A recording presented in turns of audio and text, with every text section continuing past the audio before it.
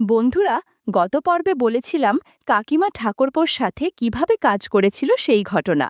আজ বলবো কাকিমা কার সাথে কি কি করবে সেই ঘটনা। কাকিমার হাতের খাবার খেয়ে আমরা বাড়ি থেকে বের হলাম। বারবার কাকিমার অগোছালো কাপড়ের দিকে চোখ যাচ্ছিল। আসলে অনেক টাইট ব্লাউজ পরেছে, এজন্য কেমন যেন অস্বস্তি হচ্ছিল। যাই হোক, আমি আর ইতি কাকিমা দুজনে পাশাপাশি হেঁটে চলেছি। হাঁটতে হাঁটতে কাকিমার সাথে আমি বাজারের সবথেকে বড় মুদিখানার দোকানে এসে থামলাম। দেখলাম দোকানদার কাকিমার পরিচিত। উনি কাকিমাকে বৌদি বলে সম্বোধন করে বললেন, অনেকদিন বাদে এলেন বৌদি, তা আপনার শরীর ভালো আছে তো? দেখলাম কাকিমা হালকা ন্যাকাস্বরে বললেন, হ্যাঁ ঠাকুরপো, ভালো আছি।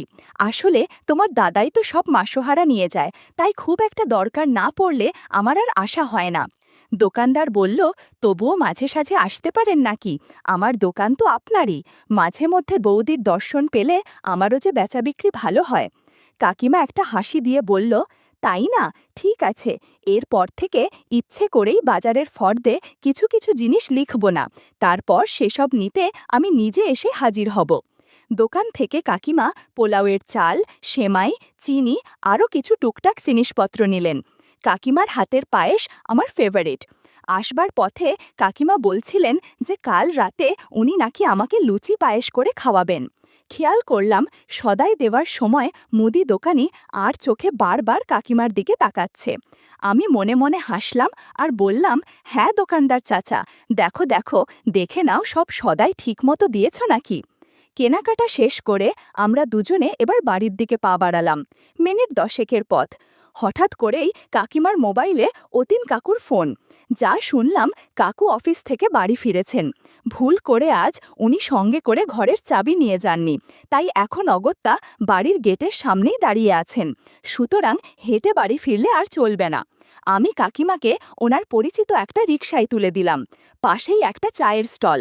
গ্রামে আসার পর থেকে এখন অবধি একটাও সিগারেট খাওয়া হয়নি। আমি স্টলে এসে দাঁড়ালাম।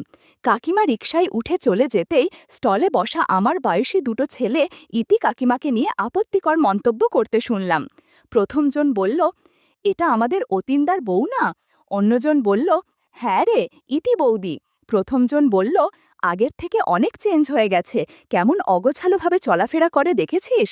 ভাবলাম ছেলে দুটো কি দুষ্টু। দেখলাম চায়ের দোকানিও ওদেরকে ধমক না দিয়ে বরং ওদের কথা শুনে মুচকি মুচকি হাসছে।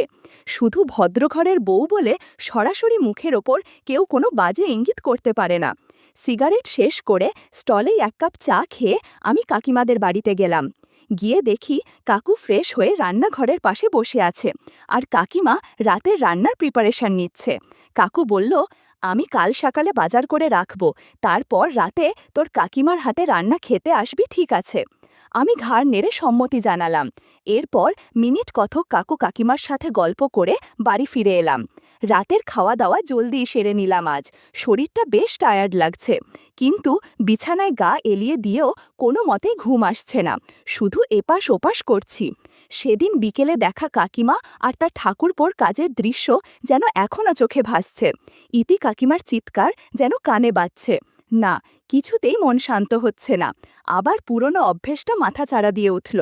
আমি জানালায় দাঁড়িয়ে চোখে বাইনোকুলার লাগালাম। রাত তখন 11টা। দেখলাম ইতি কাকিমা ড্রেসিং টেবিলের সামনে বসে মুখে ক্রিম মাখছেন। পরনে গোলাপি রঙের নাইটি। আধুনিকা পোশাকে কাকিমাকে আরও আকর্ষণীয় লাগছে। আমি ঠিক সময়েই চোখে বাইনোকুলার লাগিয়েছি। দেখলাম অতীন কাকু কাকিমাকে কাজ করার জন্য ডাকছে। বন্ধুরা, তোমরা আশা করি বুঝতে পেরেছ কি কাজ।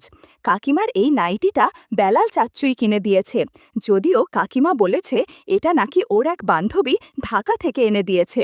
কাকু আর কাকিমা কাজ শুরু করলেন, কিন্তু কাকু ভালো করে কাজ করতে পারে না, যে কারণে কাকিমা একটু বিরক্ত হয়ে ঘুমিয়ে পড়লেন। পরদিন সকাল 6টা। ইতি কাকিমা প্রতিদিন খুব সকাল সকাল ঘুম থেকে উঠে পড়েন। আজও তার ব্যতিক্রম হয়নি। কাল সন্ধ্যায় সন্ধ্যাবাতি দেবার আগে জড়ো করে রাখা কাপড় চোপড় নিয়ে স্নানঘরে ঢুকলেন কাকিমা। স্নানের আগেই সেগুলো ধুয়ে নেবে। কাম স্টোরি টেলিং টোন। হিন্দু ঘরের বউদের মাঝে এই এক রীতি দেখেছি। সকাল সকাল ঘুম থেকে উঠেই হাতের কাজ সেরে ওনারা স্নান সেরে নেন। কেউ কেউ তো আবার বিছানা থেকে উঠেই সোজা গোসল ঘরে ঢোকেন। স্নানে ঢুকেই ইতি কাকিমা কাপড় চোপড় ডিটারজেন্টে ভিজিয়ে দেয়। ধোয়ার সময় খেয়াল করলেন শাড়ি, পেটিকোট, ব্লাউজ সব আছে, কিন্তু একটা কাপড় মিসিং। কি আশ্চর্য, সেটা গেল কই? বন্ধুরা, তোমাদের বলে রাখি, গত পর্বে আমি কাকির একটা কাপড় লুকিয়ে ব্যাগে রেখেছিলা, সেটাই উনি খুঁজে চলেছেন। তোমরা যারা গত পর্ব শোনোনি তারা সেটা শুনে এসো। বারান্দায় বেঞ্চির এক কোণে ছাড়া কাপড় চোপড় রেখেছিল কাকিমা। এখন বাকি সব পোশাক ঠিকঠাক পেলেও একটা পাচ্ছেন না উনি। অনেক খোঁজাখুঁজি করেও সেটার হদিশ মিলল না। অগত্যা বাকি সব কাপড় ধুয়ে স্নান সেরে নিল কাকিমা। অতীনের ওঠার সময় হয়ে গিয়েছে। এদিকে চা, জল, খাবার কিছুই এখনো তৈরি করা হয়নি। কাকিমা তাড়াতাড়ি করে ধোয়া কাপড় চোপড়গুলো রোদে মেলে দিতে বাড়ির পিছন দিকটায় গেলেন। এদিকে কাকু ডাকতে শুরু করেছে, ইতি, এই ইতি, এই বউ, কই গেলে তুমি? ইতি সাড়া দিয়ে বলে, এই তো আসছি আমি। নাশতা সেরে রোজকার সময়েই কাকু অফিসে চলে গেলেন। কাকুর অফিসে কাজের চাপ থাকায় আজকে ওনার ফিরতে দেরি হবে। এদিকে সন্ধ্যা নেমে এলো। কাকিমা চাচ্চুর জন্য মেন গেট খুলে রেখেছিলেন। চাচ্চু বাড়িতে ঢুকেই মেন গেটে তালা মেরে দিলেন। বুঝতে পারলাম আজও চাচ্চুকে কাজের জন্য আসতে বলেছে। খোলা বারান্দা দিয়ে ঘরে এসে ঢুকলেন। ইতি কাকিমা চাচ্চুর জন্যই অপেক্ষা করছিলেন। চাচ্চু আসতেই কাকুর ঘরটাতে বাইরে থেকে সিটকিনি টেনে দিয়ে চাচ্চুকে নিয়ে পাশের ঘরে গেলেন।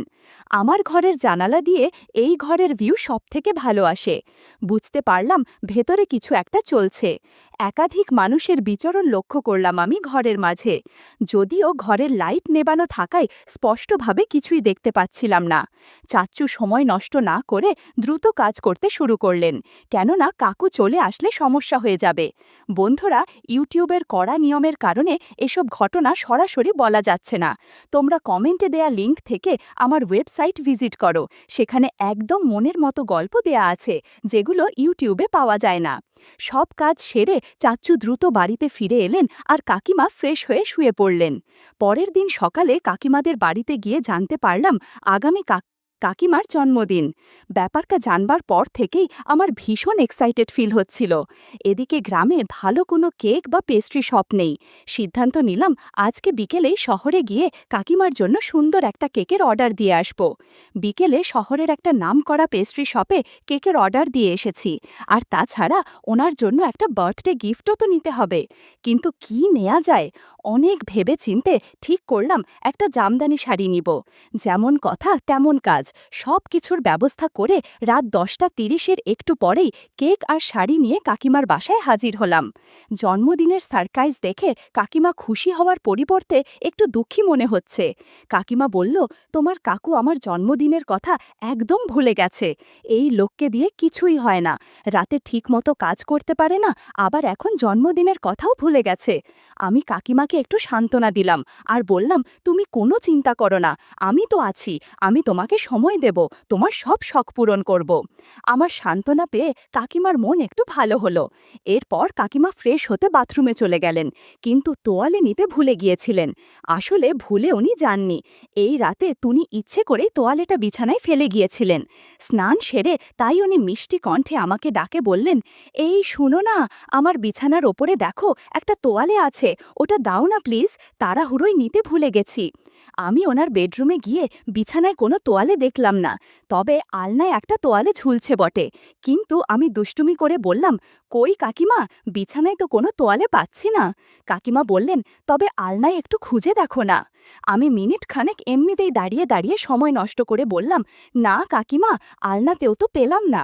উনি কয়েক মুহূর্ত চুপ করে থেকে বললেন, আচ্ছা, বারান্দায় দেখো, আমার পেটিকোট নেড়ে দেওয়া আছে, ওখান থেকে একটা দাও তো জলদি। আমি দেখলাম বারান্দার দড়িতে কাকিমার দুটো পেটিকোট ঝুলছে। একটা খয়েরি রঙের, ওটা মোটামুটি শুকিয়ে গেছে, আর একটা সাদা রঙের, এটা বেশ ভেজা। আমি ইচ্ছে করেই সাদা পেটিকোটটা দিতে গেলাম কাকিমাকে। কাকিমা হাত বাড়িয়ে স্নানঘর থেকে পেটিকোটখানা নিলেন। মিনিট খানেক পরে বের হলেন। বেশ অস্বস্তি হচ্ছিল। এরপর তিনি বেডরুমে চলে গেলেন। আমি কাকিমাকে রিকোয়েস্ট করলাম আমার আনা জামদানি শাড়িটা পরবার জন্য। কাকিমা একপ্রস্থ হাসি দিয়ে দরজা বন্ধ করে দিল। ঘড়িতে 11:30। ওদিকে কাকিমা নিজেকে অপরূপ রূপে সাজিয়ে তৈরি হচ্ছেন, আর এদিকে আমি ঘর সাজানোর অসমাপ্ত কাজটা সম্পন্ন করছি। কাকিমা যখন রুম থেকে বেরোলেন, তখন ওনাকে দেখে যেন আমি মন্ত্রমুগ্ধ হয়ে গেলাম।